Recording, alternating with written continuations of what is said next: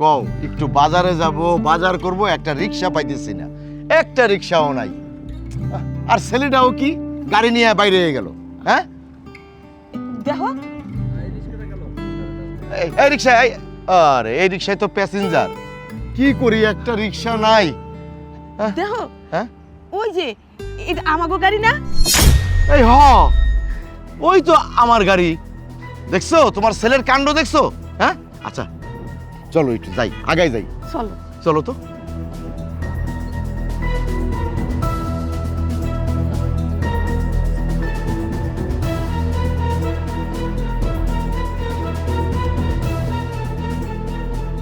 আরে কে ভিতরে?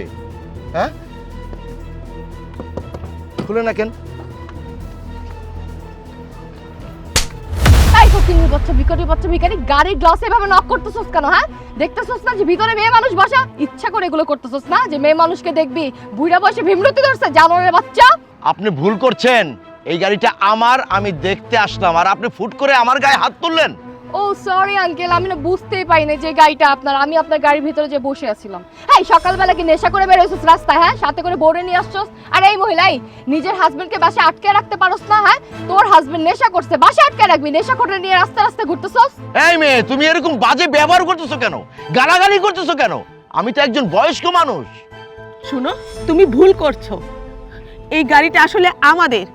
সকালবেলা বাসা থেকে আমার ছেলে নিয়ে বের হয়েছে। ওরে বাবা, এই গাড়ি নাকি ওনার ছেলের? এই ফকিন্নির বাচ্চা, আচ্ছা তোর ক্ষমতা আছে এই গাড়ি কেনার? এই গাড়িটা আমার দুলাভাইয়ের।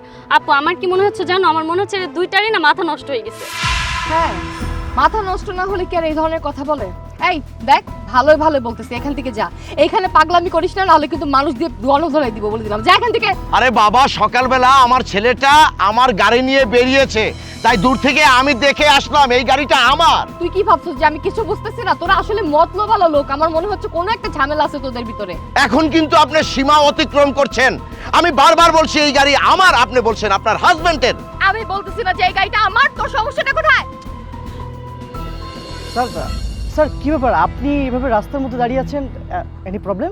আর বলবেন না, সকালবেলা ছেলেটা গাড়ি নিয়ে বেরিয়েছে, আমরা বাজারে যাব, রিক্সা পাচ্ছি না, ফুট করে দেখি যে আমার গাড়ি। আসলাম, দেখতেছি এই মেয়েটা গাড়ি থেকে বের হয়ে কোনো কথা নেই, আমার গায়ে হাত তুললো। তোকে কিন্তু আমি চর মারছি, এখন তোকে আমি জুতা পেটা করব। তোর তো অতিরিক্ত সাহস হয়ে গেছে। হ্যাঁ তোকে আমি কতবার বলবো যে এই গাড়িটা আমার হাজবেন্ডের, এই গাড়িটা আমার। কি ব্যাপার, আপনি ওদের সাথে এভাবে কথা বলছেন কেন? এই আপনি কে? হ্যাঁ আপনি বুঝার না বুঝার কে আপনি? আপনাকে চিনি না জানি, এদেরকে তো আমি চিনি না। একে তো এরা নাটক করতেছে, নেশাখোর কতগুলো উল্টাপাল্টা এসে বলতেছে, আর এর মধ্যে আপনি আবার এসে উল্টাপাল্টা বলতেছেন। সমস্যা কি আপনার? কি চাই? হ্যাঁ এখান থেকে যান বলতেছি। না না, আমার তো জানতে হবে তাই না, আপনি ওদের সাথে কেন এভাবে কথা বলছেন জানতে হবে না? ওকে ফাইন, আপনার জানার ইচ্ছা তো আমি আপনাকে বলছি, এই গাড়িটা আমার হাজবেন্ডের। আর উনারা এসে বলতেছে এই গাড়িটা নাকি উনাদের ছেলেদের। এটা কি কোনো কথা আপনি বলেন? আরে এটাও তো হতে পারে যে আপনি যাকে হাজবেন্ড বলছেন আপনার হাজবেন্ড ওনার ছেলে, এটাও তো হতে পারে না? আমি বুঝতে পারতেছি না আপনার সমস্যাটা কি। হ্যাঁ আপনি কি বোকা নাকি? এই আপনার সমস্যাটা কি? হ্যাঁ আপনি কি পাগল হয়ে গেছেন না মাথার তার ছিঁড়ে গেছে? এদের মতো লোকের সন্তান আমার হাজবেন্ড কিভাবে হবে? আরে আমার হাজবেন্ড তো বলছে যে আমার শ্বশুর শাশুড়ি দেশের বাইরে থাকে, অস্ট্রেলিয়া থাকে। কোথায় আমার শ্বশুর শাশুড়ি আর কোথায় এই ভিখারি মানে নেশাখোরগুলা? দেখো তুমি ভুল করছো, এই গাড়িটা আমাদের। আমি না সব বুঝতে পারছি। হ্যাঁ আমার কাছে সব ক্লিয়ার হয়ে গেছে। তোরা না একটা চক্র, তোরা প্ল্যান করে এভাবে আমাদেরকে ফাঁসাইতে আসছো। এই যে বিভিন্ন টিভি নিউজে আমরা দেখি না যে মানুষকে মানুষ ফাঁসায়, এভাবে গাড়ি বাড়ি সবকিছু নিয়ে যাচ্ছে। তোরা আসলে একটা টিম। কি ভাবছিস তোদেরকে ছেড়ে দিব? এই পুলিশে কল দে, তুই তাড়াতাড়ি পুলিশে কল দে। হ্যাঁ আপু থামো, কল দিচ্ছি। আরে সামান্য বিষয়ে পুলিশকে কেন কল করতে হবে? পুলিশে কল কর। আরে কি হয়েছে বলো তো? তোমার এখন আসার সময় হলো? তুমি জানো আমরা কত বড় ঝামেলা ফেসে গেছি? এই যে বয়স্ক লোকটা দেখতেছো না, এরা আসলে একটা মানে কি বলবো, একটা ফালতু লোক। এরা না টিম, বুঝছো, একটা টিম হয়ে আসছে আমাদের গাড়ি চুরি করার জন্য। তুমি একটা কাজ করো, তুমি যত প্রুফ আছে সবকিছু বের করো। হ্যাঁ দুলাভাই, আপু একদম ঠিকই বলছে। এরা তিনজন তখন থেকে আমাদের সাথে ঝামেলা করছে। এক কাজ করুন, আপনি আপনার প্রুফগুলো দেখান, আর সব থেকে বড় কথা হচ্ছে আগে পুলিশে ফোন দেন। পুলিশে ফোন দিয়ে এদের মজাটা দেখান। রুবেল, তুই জানিস এই মেয়ে তোর বাবাকে অপমান করেছে? দাঁড়াও রুবেল, এই মেয়েকে, এই মেয়ের সাথে তোর কিসের সম্পর্ক? তাই দাঁড়ান, আপনারা ওর নাম জানেন কিভাবে? হ্যাঁ আর ওকে এগুলো কি বলতেছেন আপনারা? তার মানে কি? তার মানে রুবেল কি বলতেছে ওনারা? হ্যাঁ কথা বলতেছে না কেন? চুপ করে আছো কেন তুমি? কিরে চুপ করে আছিস কেন? কথা বল, কি হলো? কথা বলছিস না কেন? এই মেয়ের সাথে তোর কিসের সম্পর্ক? এই চুপ করে আসতো কেন? জবাব দাও। চুপ করে না থেকে জবাব দাও যে এরা তোমার বাবা মা হয় কি করে? তোমার বাবা মা অস্ট্রেলিয়া থাকে, তাহলে এরা কারা? বাবা মা যখন আমাকে বিয়ে করাতে রাজি হলো না, আমাকে উল্টা বকাবকি করলো, তখন তোমার কাছে চলে আসলাম। তখন আমি তোমাকে মিথ্যা বললাম আমার বাবা মা বিদেশে আছে, এই কথা বলে আমি তোমাকে বিয়ে করলাম। তোমাকে যদি বলতাম আমার বাবা মা দেশে আছে, তোমার বাবা মাকে যদি আমি বলতাম, তাহলে তোমার বাবা মা কখনোই আমার সাথে বিয়ে দিত না তোমাকে। এই কারণেই আমি লুকাইছি সব কিছু। প্লিজ দয়া করে তুমি রাগ করো না। আমি ওই সময় যদি তোমাকে বিয়ে না করতাম, তাহলে আমি তোমাকে কখনই পেতাম না। আমি তো তোমাকে ভালোবাসি, এই জন্যই আমি সব কিছু লুকাইছি। ঠিক আছে, সবকিছুই আমি বুঝতে পেরেছি। আরে তুই বিয়ে করেছিস, একটা বার তো তোর বাবা মাকে বলতে পারতি। হ্যাঁ, আরে আমরা কি এতই কঠিন? কি রে রুবেল, তোকে আমি এই পেটে ধরেছি 10 মাস 10 দিন, এই দুনিয়ার আলো দেখিয়েছি। আরে তুই যত বড় অন্যায় করিস না কেন, আমরা তো তোকে ক্ষমা করেই দিতাম। আজকে এই পরিস্থিতির জন্য আমিই দায়ী, একমাত্র আমিই দায়ী। বাবা মা সুমাইয়া সবাই তোমরা আমার ক্ষমা করে দাও।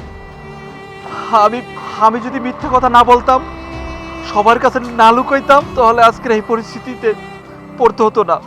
আমার দোষ, সবকিছু আমার অন্যায় হয়েছে। আমারে সবাই ক্ষমা করে দাও, তোমরা ক্ষমা করে দাও।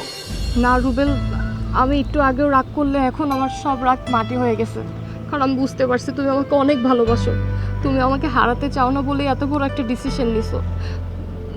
বাবা মা, আমি তো জানতাম না যে আপনারা আমার শ্বশুর শাশুড়ি। আমি আসলে অনেক বাজে আচরণ করে ফেলছি। আপনারা আমাকে মাফ করে দেন। আপনারা আমাকে মাফ করে দেন প্লিজ। আপনারা যদি আমাকে মাফ না করেন, তাহলে আমি নিজেকেও নিজে ক্ষমা করতে পারবো না। দেখো মা, আমি তো তোমার বাবার মতো একজন বয়স্ক লোক। হুটহাট করে একটা বয়স্ক লোকের গায়ে হাত দেওয়াটা তোমার মনে হয় উচিত হয়নি। মা, ভবিষ্যতে এরকম কাজটি কিন্তু কখনো করো না। আর আমার ছেলে যখন তোমাকে ভালোবেসে বিয়ে করেছে, আমরা বাবা মা তো ফেলে দিতে পারি না। তো মা, একটা অনুরোধ, কি সবসময় মানুষকে ভালোবেসো, সম্মান দিও, মুরব্বীদের সম্মান দিও, তাহলে আল্লাহর রাজখুশি থাকবেন। আর হ্যাঁ শোনো, আজকেই কিন্তু তোমার বাবা মাকে আমার বাড়িতে আসতে বলবে। হ্যাঁ, তারপর আমরা ধুমধাম করে অনুষ্ঠান করে আবার বিয়ের কাজ সম্পন্ন করব। এই রুবেল, বৌমাকে নিয়ে তুই বাড়ি যা, আমরা বাজার করে আসছি। যা যা যা যা যা। আচ্ছা ঠিক আছে, চলো চলো।